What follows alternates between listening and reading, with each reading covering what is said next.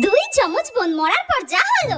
আচ্ছা, আমি আর আমার বোন তো একই দিনে মরেছি, তাহলে আমি স্বর্গে পৌঁছে গেলাম আর আমার বোন কোথায় গেল? আমি যা পাপ করেছি তারপরেও আমি স্বর্গে এলাম কি করে? স্কুল বাঙ্ক মারা, সবার টিফিন চুরি করে খাওয়া, টিউশনে না গিয়ে বয়ফ্রেন্ডের সঙ্গে ঘুরতে যাওয়া, এই সব তো আমি করেছি। আমার বোন তো ধোয়া তুলসী পাতা ছিল, ওর মতো ভালো মেয়ে একটাও হয় না। জোর করে আমার স্কুটিতে বসালাম আর অ্যাক্সিডেন্ট হয়ে গেল। আমার দোষে আমার বোনকেও মরতে হলো। এক মিনিট, আমার বোন তো পড়াশোনায় ভালো ছিল, বাবা মার বাধ্য মেয়ে ছিল, তাহলে ওকে স্বর্গে দেখতে পাচ্ছি না কেন?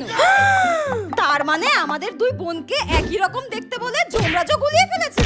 আমাকে স্বর্গে আর আমার বোনকে নরকে পাঠিয়ে দেয়নি তো?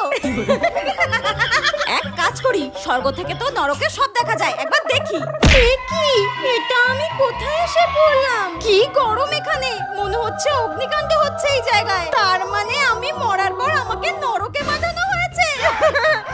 নরকে যারা পৌঁছেছো তাদেরকে গরম তেলে ভাজা